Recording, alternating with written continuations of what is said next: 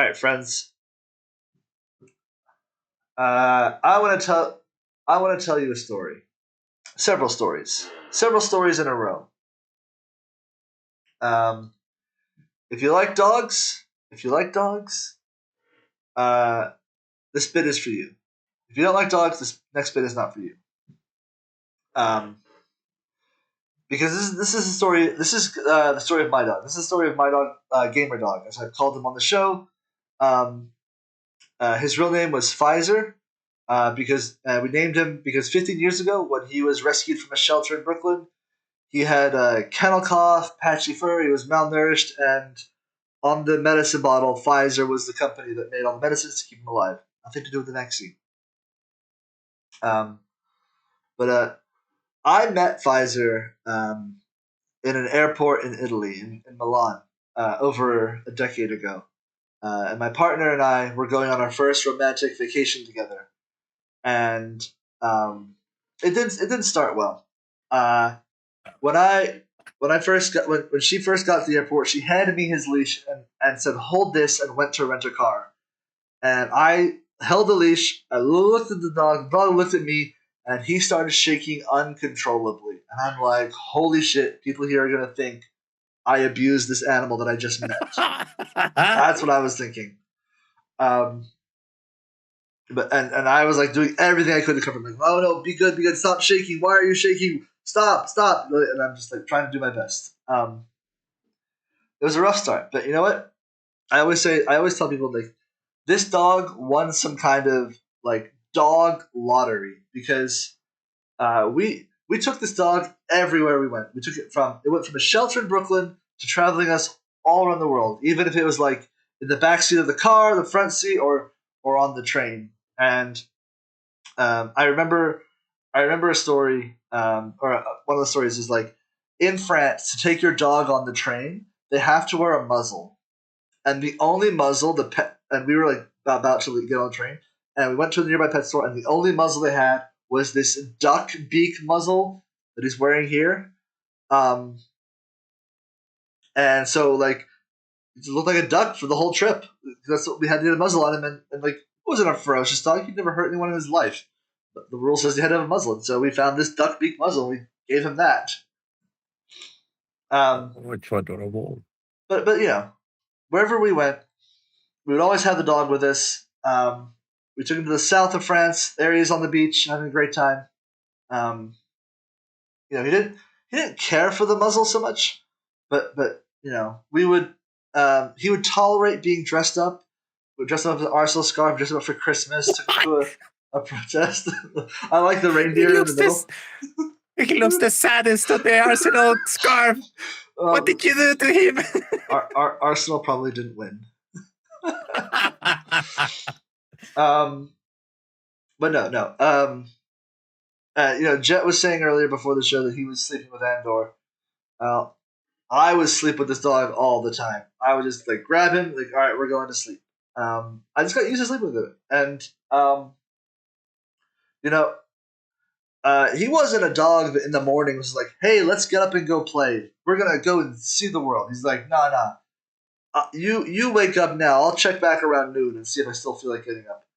And I can't explain how, but when this dog was all of 35 pounds, but when you tried to get him out of the bed or off the couch, he would spread himself out and make himself as heavy as possible. He didn't want to get up at all. Um, and here's the thing. Usually he's on the couch behind me. I usually have the camera tilted slightly up a little bit and cropped so that you don't really see him, because he's a dog and he might lick himself or he might red rocket, and I really want that on camera. Um, but whenever I was working, whenever I was working, playing video games or anything, he was on that couch, just usually asleep, usually just waiting for me to get up. And you know, I don't know how he did it, but I noticed this. He was on the. I think he was on the show in December. Um, whenever the show would end, he would just stand up like he knew the show was over. Um, he knew that all right, the show's over. I'm gonna he'd either run to the bed right away, or I would come and sit next to him, and he would put his head in my lap, and I would just like out of reflex, his head's in my lap. I gotta pet the dog. I gotta scratch his ear, rub his back, and he just knew what to do. I just you know sorry. No, it's okay. Um, no, he was a good dog. He never made a mess the entire time. In the entire 15 years I knew him, he never made a mess. He never bit anyone. He barely even barked. Perfect apartment dog. The worst thing he ever did was he grew old, and that's where I am today. That's where we are today. Um, because all those years ago in that Milan airport, me and Pfizer, we made a deal. Not wittingly, we didn't know at the time, but uh, for over a decade, I was going to suffer. I was going to be the victim of this mighty love that would be pure and unearned, and all we had to do was take care of each other. And at the end of that deal, um, it comes just like a day of unimaginable pain, and that's what Monday was. Um, we had he had been old. He We think he had a tumor in his head or in his brain that was giving him seizures, and he caught a bad one. He lost the ability to walk. We were feeding him through syringes, and it was time. We took him to the vet, and he was calm on the way. Um, for what was left of him, he knew that he must have known the end was near, and I think he was ready, um, but I wasn't. Uh, and normally after the show, I would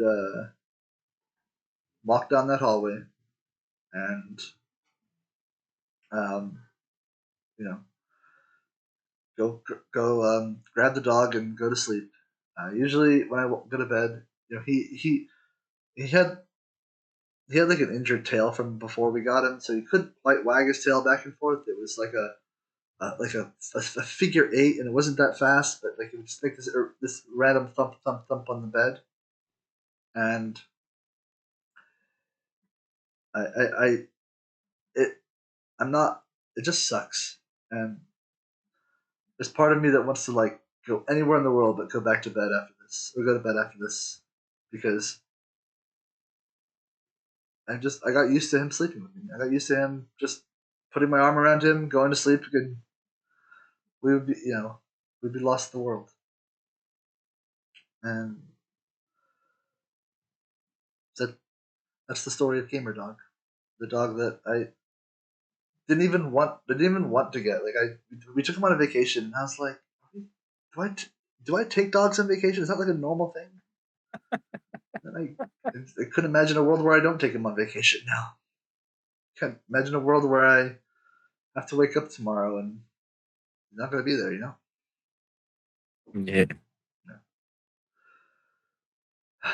Sorry. No, Anyways, it's okay. I'm sorry, Quick. You have to go through this on a Monday, on a Monday. especially. Yeah. Yeah. There's one thing that I'm glad is that you are not torturing Gamer Dog with Arsenal soccer plays anymore. Thank you, Chad. Part of the Jet News was to say that we're gonna get a minute of silence for Gamer Dog. Yeah. A minute of silence that he didn't have whenever Arsenal was playing in your apartment. I'll say this: he sat next to me every Arsenal game, and he was registered as an emotional support dog, not because he was emotionally supportive, but whatever emotion you were having, he'd be like, "Yes, that is the correct emotion. I support this emotion." If you were having an anxiety attack, he'd be like, I'm having one too. The world is very scary." If you were like upset, he'd be like, "Yes, the world. I'm upset too. The world's a terrible place." He's just the best dog. Yeah, And like I don't know, man. What dog? it is tough. It is tough. I feel you. I've lost 3 dogs on the last 3 years. Yeah. So I know how it feels. I know how the world Yeah. shrinks a bit or a lot depending on. Yeah. But it's okay. Like I said, he's now resting Yeah. in peace, not suffering from stuff. He was a good boy.